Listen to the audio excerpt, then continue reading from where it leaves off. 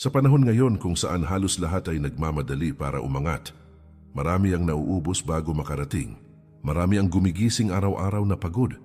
Inuulit ang parehong gawain, umaasang may magbabago, ngunit walang nangyayari. Lahat gustong umasenso, pero kakaunti ang handang harapin ang katotohanan na minsan, hindi ka aangat sa pamamagitan ng pagdagdag, kundi sa pagtigil. Sapagkat may mga gawi tayong akala natin ay walang epekto, ngunit sila pala ang tahimik na sumisira sa ating disiplina, kalooban at pag-unlad.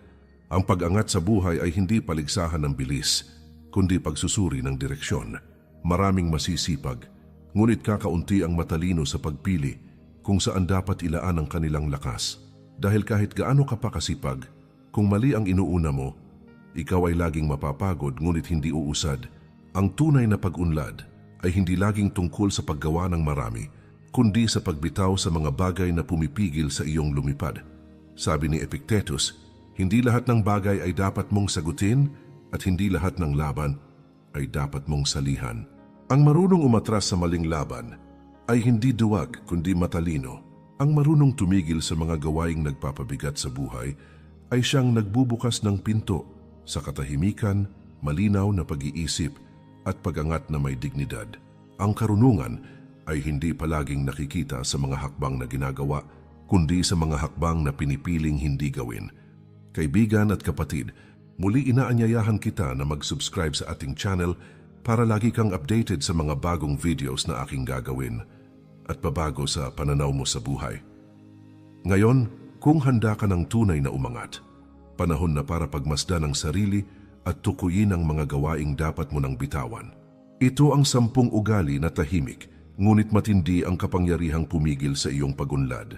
Mga bagay na kapag tuluyan mong iniwan, magsisimulang magbago hindi lang ang takbo ng iyong buhay, kundi pati ang kapayapaan ng iyong isip. Number 1. Ang pag-aaksaya ng oras sa walang kahalagahang bagay. Ang oras ay isa sa pinakamahalagang kayamanang ibinigay sa atin ng buhay, ngunit ito rin ang pinakamadaling mawala kapag hindi natin pinangalagaan. Marami ang nagsasabing kulang ang oras para magtagumpay. Ngunit sa bawat sandaling ginugugol sa mga walang kabuluhang bagay, unti-unti nilang inuubos ang pagkakataon nilang umangat. Hindi nawawala ang oras dahil mabilis ito. Nawawala ito dahil tayo mismo ang nagpapawala sa kanya. Ang pag-aaksaya ng oras ay madalas na hindi natin namamalayan. Minsan ito ay nakatago sa mga simpleng gawi tulad ng labis na panunood, walang katapusang pakikialam sa buhay ng iba o pakikisabay sa mga usapang walang saysay. Habang iniisip mong nagpapahinga ka lamang, dahan-dahan ka palang nilalamon ng kawalan ng direksyon. Ang mga maliliit na sandaling ito ay nagiging mga araw, linggo at taon na hindi mo na maibabalik. Para sa mga Stoic, ang oras ay hindi basta sukatan ng tagal kundi ng paggamit. Ang bawat oras ay pagkakataon upang linangin ang sarili, magbago, at itama ang mga maling hakbang. Kapag sinayang mo ang oras, hindi mo lang pinapatay ang sandali kundi pati ang mga posibilidad na sana ay nagdala sa iyo ng tunay na pag-unlad. Sabi ni Seneca, maikli ang buhay ngunit sapat ito para sa taong marunong gumamit ng oras. Ang taong marunong maglaan ng oras sa mga bagay na may kabuluhan ay hindi kailanman mawawalan, sapagkat ang bawat minutong ginugugol niya sa pagkatuto at pagpapaunlad ng sarili ay nagiging puhunan ng kanyang kinabukasan. Kapag natutunan mong igalang ang oras, unti-unti mong mauunawaan na hindi mo kailangang magmadali para umangat. Ang kailangan mo ay malinaw na direksyon at tamang paggamit ng bawat sandali. Sa paglipas ng panahon, makikita mong ang tagumpay ay dumarating sa mga taong marunong maghintay, kumilos at gumamit ng oras ng may karunungan. Number 2. Ang palaging paghahambing sa iba. Ang paghahambing sa sarili sa buhay ng ibang tao ay isang tahimik ngunit makapangyarihang hadlang sa pag-unlad. Kapag palagi mong tinitingnan ang tagumpay, kayamanan o estado ng iba, nawawala ang focus mo sa sariling landas. Ang iyong lakas at oras ay nagiging panlabas na kompetisyon sa halip na pagtutok sa tunay na pag-angat ng sarili. Ang paghahambing ay nagdudulot ng kawalang kasiyahan at kawalan ng kapayapaan sa kalooban. Madalas nating isipin na kung masusundan natin ang yapak ng iba, mas mabilis tayong aabante. Ngunit ang bawat tao ay may sariling panahon at paraan ng pag-unlad. Ang sinumang magtatangkang gayahin ng iba ay palaging matutukso ng pagkabigo.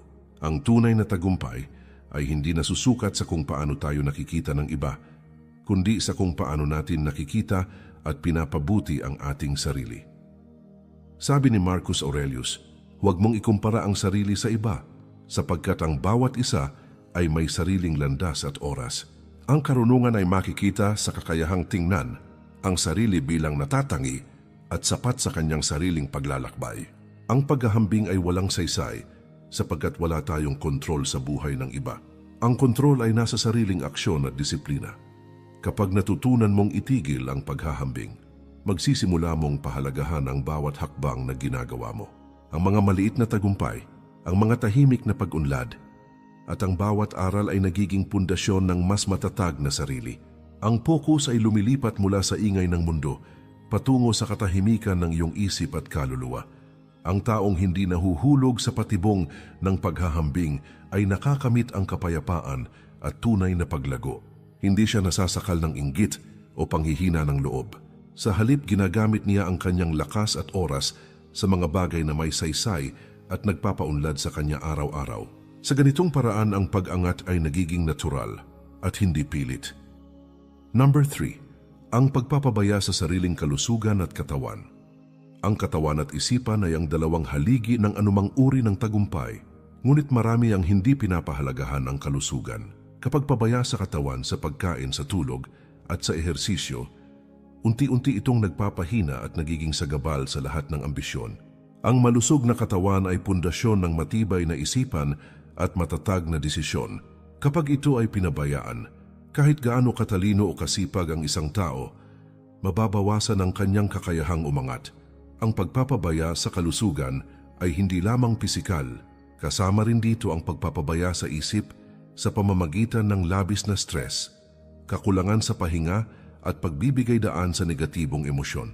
Ang Stoic ay nagtuturo na ang kalmado at balanseng isip ay mahalaga upang makita ang tamang landas at gumawa ng makabuluhang desisyon. Ang katawan at isipan ay magkaugnay. Kapag ang isa ay mahina, ang isa ay sumusunod. Sabi ni Epictetus, ang katawan ay tahanan ng kaluluwa, kaya dapat itong alagaan upang ang isip ay maging malaya at malinaw. Ang karunungan ay hindi lang nakikita sa kung gaano karami ang iyong nalalaman, kundi sa kung gaano mo pinapangalagaan ang sarili upang magamit ang kaalaman na iyon sa tamang paraan. Ang tamang pagkain, pahinga at ehersisyo ay hindi lamang pisikal na pangangalaga, kundi disiplina sa sarili. Kapag natutunan mong pahalagahan ang iyong kalusugan, magsisimulang lumakas ang iyong kakayahan sa lahat ng aspeto ng buhay. Ang enerhiya ay hindi lamang para sa trabaho o panlabas na gawain, kundi para rin sa pagpapalago ng isip at espiritu.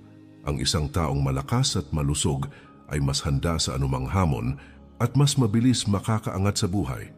Ang taong nagbibigay halaga sa katawan at isipan ay may kakayahang gumawa ng matalinong desisyon at manatiling matatag sa harap ng pagsubok.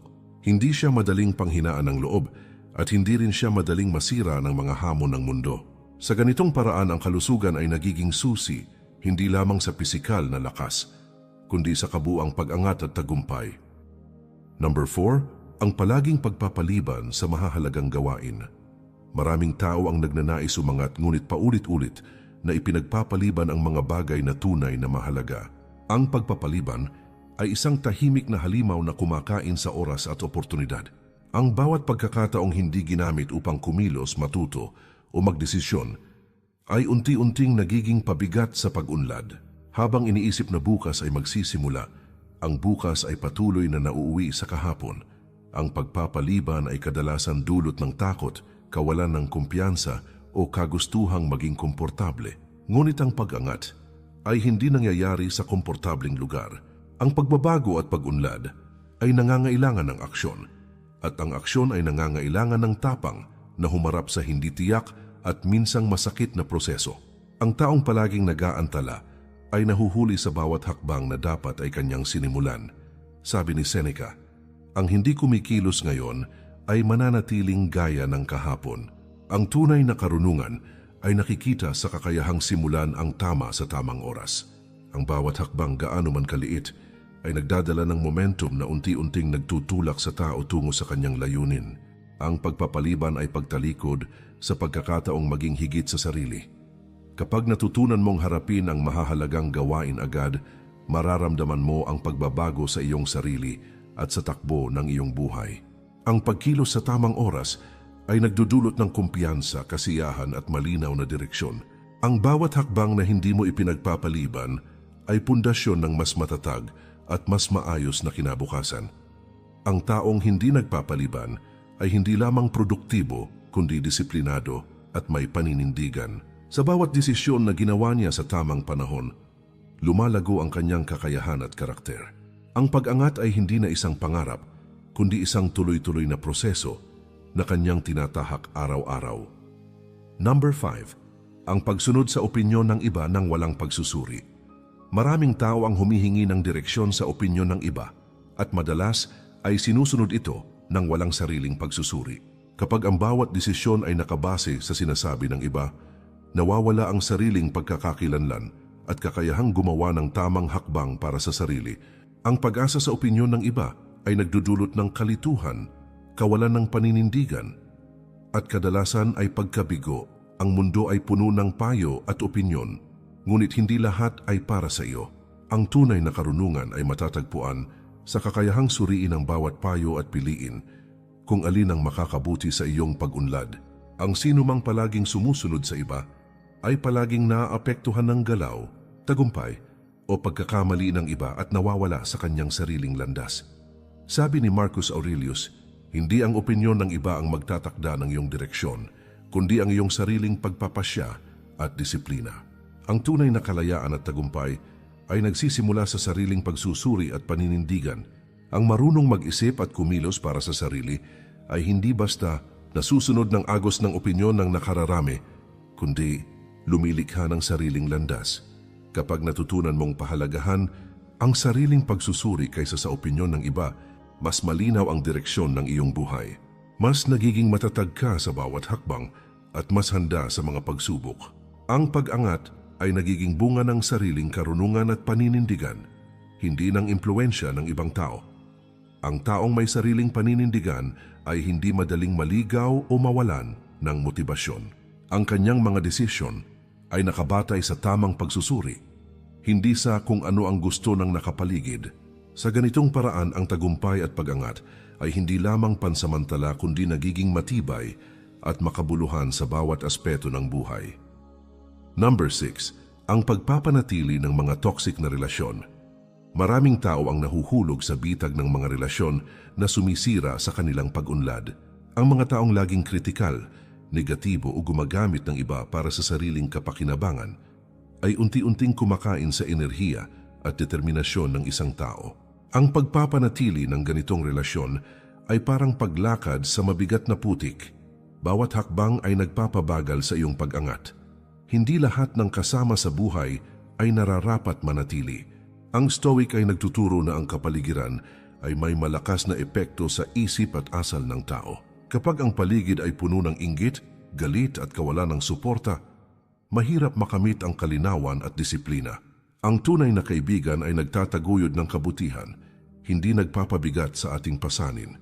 Sabi ni Epictetus, pumili ng kasama sa buhay na nagpapalakas sa iyong isip at karakter at iwasan ang nagpapahina nito. Ang karunungan ay nakikita sa kakayahang kilalanin kung sino ang nararapat manatili sa iyong buhay at kung sino ang dapat mong lisanin. Ang paghihiwalay sa mga toxic na relasyon ay hindi pagiging selfish, kundi proteksyon sa sarili at sa sariling pag-unlad. Kapag natutunan mong palayain ang sarili mula sa mga relasyon na pumipigil sa iyong paglago, makakaranas ka ng bagong kalayaan. Ang isip ay nagiging malinaw, ang puso ay hindi na pabigat, at mas nagiging produktibo ang bawat hakbang na ginagawa mo. Ang pag-angat ay mas mabilis at mas tiyak kapag hindi ka hinahadlangan ng negatibong impluensya.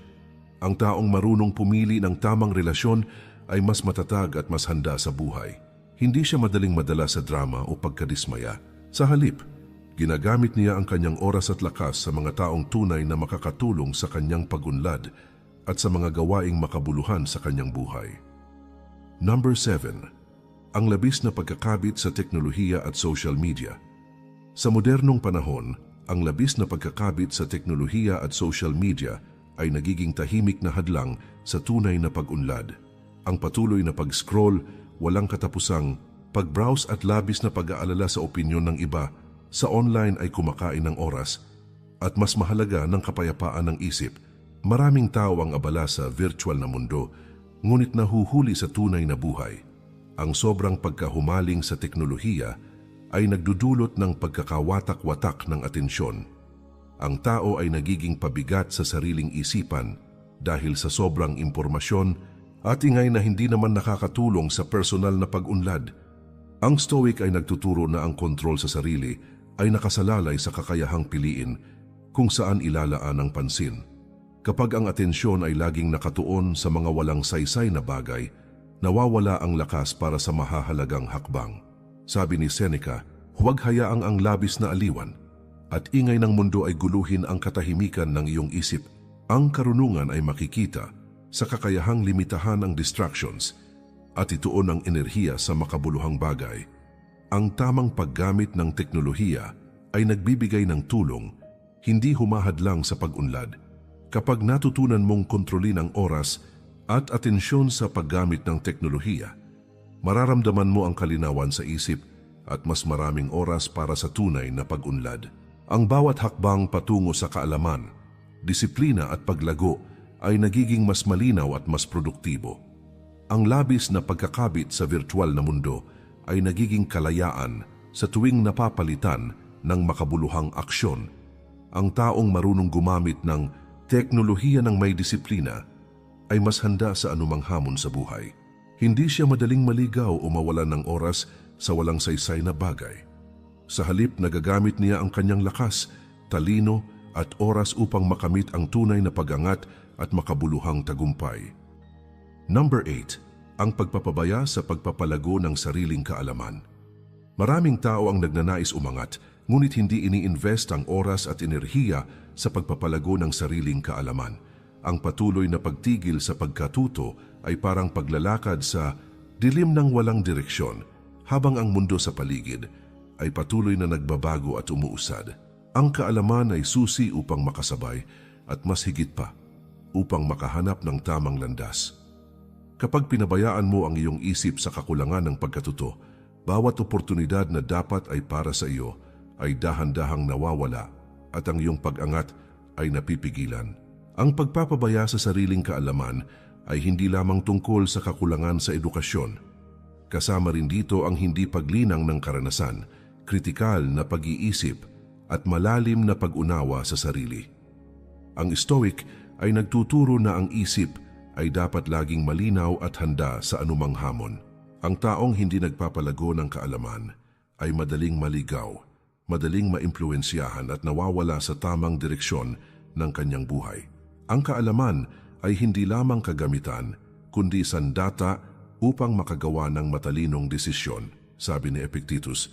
Ang hindi nag-aaral at hindi nagdaragdag ng kaalaman ay nananatili sa kahapon at hindi mararating ang bukas. Ang tunay na karunungan ay hindi nakukuha lamang sa libro o formal na edukasyon, kundi sa bawat karanasan sa buhay, sa bawat pagkakamali, at sa kakayahang magsuri at matuto mula sa mga ito. Ang bawat hakbang ng pagpapalago ng isip ay pundasyon ng mas matatag na sarili at mas malinaw na landas sa hinaharap. Kapag natutunan mong pahalagahan ang patuloy na pagkatuto, mararamdaman mo ang malaking pagbabago sa takbo ng iyong buhay. Ang isip ay nagiging mas malawak, mas handa sa mga hamon, at mas malinaw ang direksyon. Ang bawat bagong kaalaman ay nagiging puhunan sa mas matalinong desisyon, mas mahusay na relasyon, at mas produktibong aksyon. Ang pagpapabaya sa pagkatuto ay nagiging pabigat, samantalang ang patuloy na paglinang sa kaalaman ay nagbubukas ng mga pintuan ng oportunidad at pag-angat. Ang taong patuloy na nag-aaral at nagpapalago ng sarili ay mas handa, mas matatag, at mas tiyak sa bawat hakbang na kanyang ginagawa. Hindi siya madaling maligaw, panghinaan ng loob, o mapigilan ng hamon ng buhay. Sa halip, ginagamit niya ang kanyang kaalaman at karunungan upang magpatuloy sa landas ng pag-unlad, upang umasenso ng may dignidad, at upang lumikha ng buhay na makabuluhan at puno ng kapayapaan ng isip. Number 9, ang pagtatago sa takot at hindi pagtanggap ng responsibilidad. Maraming tao ang naghahangad ng pag-unlad, ngunit natatakot harapin ang sariling responsibilidad. Ang takot ay tahimik na halimaw na pumipigil sa pag-angat. Sapagkat sa bawat pagkakataong umiwas ka sa hamon, unti-unti mong isinusuko ang kontrol sa sariling buhay. Ang pagtanggap sa responsibilidad ay tanda ng lakas at karunungan. Ang pag-angat ay nagsisimula sa kakayahang harapin ang sariling takot at gumawa ng tamang hakbang kahit mahirap. Ang takot ay kadalasang nakatago sa likod ng excuses at pagpapaliban. Maraming tao ang pumipili ng komportable at ligtas na landas upang iwasan ang posibilidad ng pagkakamali o kabiguan. Ngunit sa bawat hakbang na iniiwasan dahil sa takot, ang pagkakataon na matuto at lumago ay nawawala.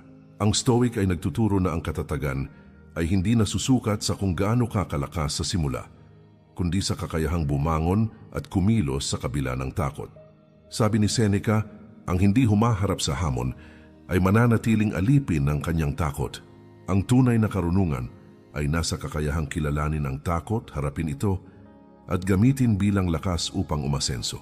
Ang pagtanggap ng responsibilidad ay hindi isang pasanin kundi isang daan upang maging malaya at matatag. Sa bawat desisyon at hakbang na ginagawa mo ng may tapang, lumalakas ang iyong kakayahang kontrolin ang buhay. Kapag natutunan mong harapin ang iyong takot at tanggapin ang responsibilidad, mararamdaman mo ang kapangyarihan na bumuo ng sariling landas. Ang bawat hakbang ay nagiging pundasyon ng kumpiyansa at karunungan, at ang bawat pagkakamali ay nagiging aral na magpapalakas sa iyo. Ang pag-angat ay hindi lamang resulta ng pagkakataon, kundi ng katapangan at determinasyon. Ang taong marunong humarap sa hamon at tumanggap ng responsibilidad ay mas matatag sa bawat aspeto ng buhay. Hindi siya madaling maligaw o panghinaan ng loob sa harap ng pagsubok. Sa halip, ginagamit niya ang kanyang lakas, talino at tapang upang lumikha ng buhay na makabuluhan, puno ng disiplina at may malinaw na direksyon patungo sa tagumpay. Number 10. Ang pagkakapit sa nakaraan at hindi pagtanggap sa pagbabago. Maraming tao ang nais umasenso ngunit patuloy na nakakulong sa nakaraan. Ang alaala ng pagkabigo, sakit o pagkakamali ay nagiging pabigat sa pag-unlad kung hindi ito nauunawaan at pinapalaya. Ang Stoic ay nagtuturo na ang nakaraan ay hindi dapat maging tanikala kundi aral. Ang pag-angat ay nagsisimula sa kakayahang bitawan ng mga bagay na hindi mo na mababago at ituon ang lakas sa kasalukuyan at hinaharap. Ang labis na pagkakapit sa nakaraan ay nagdudulot ng pag-aalinlangan at kawalan ng tapang sa paggawa ng tamang hakbang. Maraming tao ang hindi makausad dahil inuulit-ulit ang parehong alaala at pagkakamali. Sinusubukang itama ang nakaraan sa halip na gumawa ng bago sa kasalukuyan. Ngunit ang oras ay patuloy na tumatakbo at ang pagkapit sa nakaraan ay nagiging hadlang sa lahat ng posibilidad ng pagunlad. Sabi ni Marcus Aurelius, ang hinaharap ay pag-aari ng iisang nag-iisip ng malinaw at kumikilos sa kasalukuyan. Ang karunungan ay makikita sa kakayahang tanggapin ang pagbabago, pag-aralan ng nakaraan at gamitin ito bilang gabay, hindi bilang pasanin. Ang pag-angat ay nangangailangan ng tapang na palayain ang sarili mula sa bigat ng nakaraan at yakapin ang mga bagong oportunidad.